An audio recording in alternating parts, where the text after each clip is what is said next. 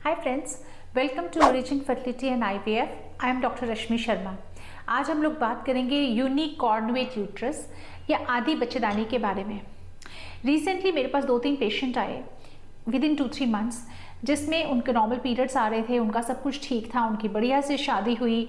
शादी के बाद समहाउ किसी चीज़ के लिए अल्ट्रासाउंड किया गया और उसमें देखा गया कि बच्चेदानी आधी है या यूनिकॉर्नुएट यूट्रस है। और वो कभी कभी किसी डॉक्टर के पास गए और वहाँ किसी ने उनको कह दिया कि इसमें तो बच्चा ही नहीं हो सकता और आपको तो सरोगेसी करने की ज़रूरत है। आप सोचिए, एक लड़की जो बिल्कुल नॉर्मल थी, जिसको सब कुछ नॉर्मल था, उसका मेंस्ट्रुअल साइकिल नॉर्मल था, सडनली उसको ये कह दिया जाए कि आपको तो सरोगेसी करने की ज़रूरत है क्योंकि आपकी बच्चेदानी आधी है। तो उनके ऊपर क्या बीती होगी, क्या गुजरी होगी। इसी से मुझे लगा कि इस टॉपिक पे अब बात करना ज़रूरी हो गया है।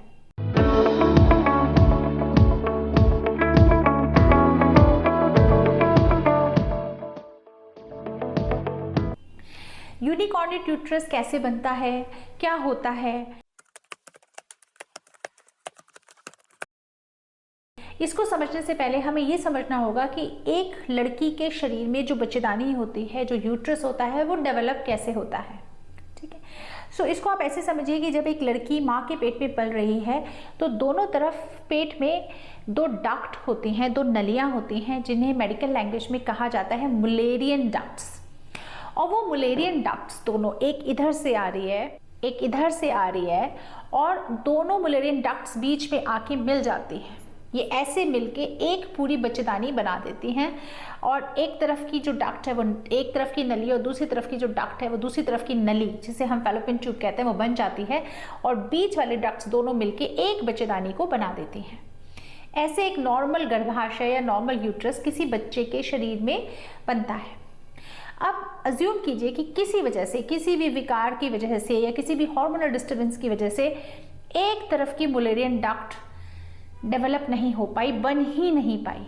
तो क्या होगा कि सिर्फ आधी ही बच्चेदानी बनेगी, सिर्फ आधी बच्चेदानी बनेगी और उसकी तरफ की ट्यूब बनेगी। तो एक बच्चेदानी एक तरफ की प्लस आधी ट्यूब, एक ट्यूब बनेगी। दूसरी तरफ की ना ट्यूब होगी ना यूट्रस होगा। इस कंडीशन को बोलते हैं यूनिकॉर्नुएट यूट्रस। ऐसे में अंडेदानी दोनों नॉर्मल हैं, क्योंकि अंडेदानी का डेवलपमेंट इससे रिलेटेड नहीं है। तो ऐसे पेशेंट्स में आधी बच्चेदानी होगी और उसी तरफ की ट्यूब्स होगी, लेकिन अंडेदानी दोनों होंगी। एंड जो मुलेरियन डक्ट होती है, उनका जो बनना होता है, उनकी जो संरचना होती है, वो किडनी की डेवलपमेंट से भी काफ़ी रिलेटेड होती है। तो बहुत बार ऐसा देखा गया है कि ऐसे पेशेंट्स में कई बार किडनी की बनावट में भी प्रॉब्लम मिलती है। कई बार होता है एक तरफ की किडनी ही ना बनी हो, कई बार होता है कि किडनी पेट में ना होके नीचे पेल्विस में हो। तो साथ में हमें बहुत बार किडनी की एब्नॉर्मलिटीज भी ऐसे पेशेंट्स में देखने को मिलती हैं। तो ऐसे बनता है यूनिकॉर्नुएट यूट्रस।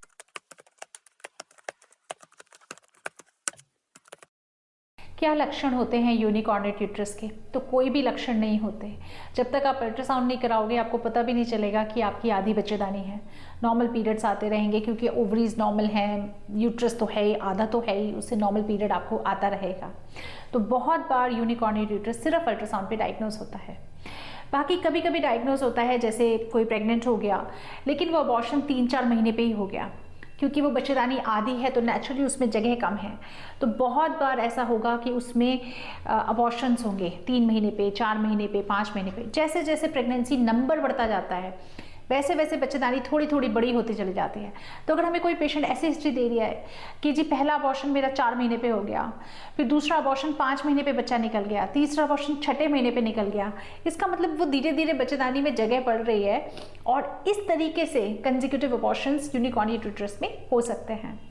और बहुत बार ये डायग्नोज होता है जब हम सिजेरियन कर रहे हैं, क्योंकि इस तरह की जो आधी बच्चेदानी में जो बच्चे होते हैं, उनका पोजीशन नॉर्मल नहीं होता। कई बार वो उल्टे होंगे, कई बार वो आड़े होंगे, एबनॉर्मल पोजीशन में रहते हैं। और जब हम सिजेरियन करते हैं तब हमें पता चलता है कि ये यूनिकॉर्नुएट यूट्रस था। तो कई बार इंसिडेंटली डायग्नोज होता है, कई बार सिर्फ अल्ट्रासाउंड से डायग्नोज होता है, लक्षण कुछ भी नहीं होते। डायग्नोज कैसे होता है? डायग्नोसिस जैसे मैंने बताया, अल्ट्रासाउंड से पता चल जाता है। अच्छे खासे 3D अल्ट्रासाउंड जो होते हैं वो बहुत रिलायबल होते हैं, उनसे आप बहुत रिलायबली बोल सकते हो कि यस ये यूनिकॉर्नुएट यूट्रस है। 2D अल्ट्रासाउंड में कभी कभी थोड़ी दिक्कतें आ सकती हैं।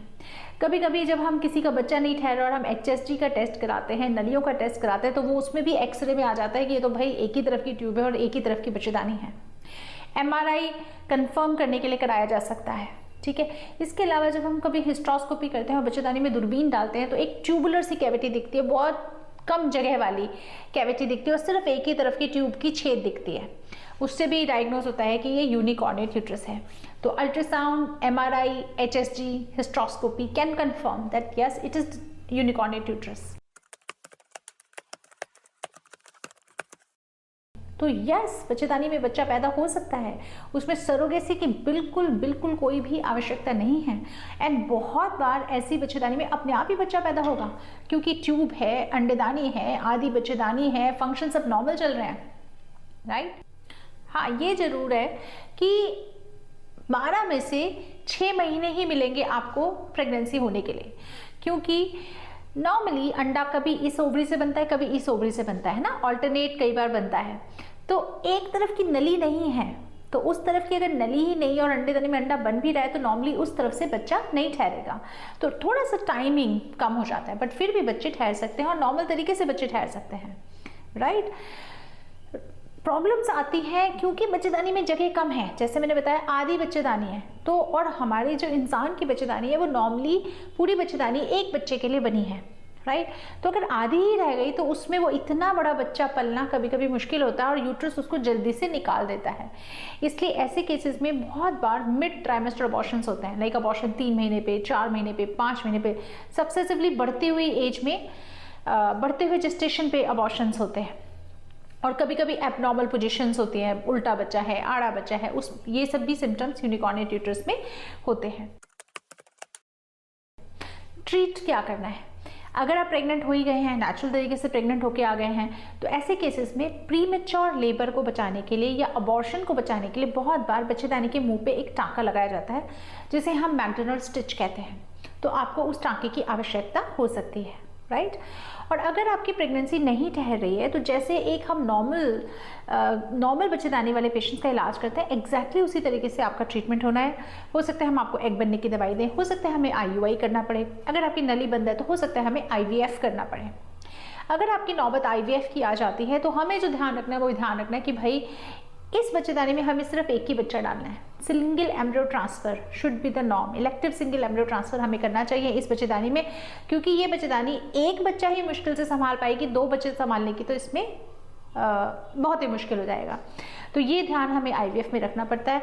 But all said and done, इससे कोई इतना घबराने की ज़रूरत नहीं है, इतनी कोई बड़ी समस्या नहीं है और इसमें आप माँ बन सकते हैं, सरोगेसी की आपको आवश्यकता नहीं है। सो आई होप जिन लोग को अभी अभी यूनिकॉर्नेट यूट्रस डायग्नोज हुआ है उनको इस वीडियो से शायद कुछ तसल्ली मिलेगी और शायद कुछ सही राह मिलेगी। अगर आपके कोई क्वेश्चंस हैं तो आप नीचे लिख सकते हैं कमेंट सेक्शन में, and we would try to answer those questions. हमारे चैनल पे हर मंगलवार को 12 सवा 12 बजे के करीब हम लोग एक लाइव सेशन करते हैं।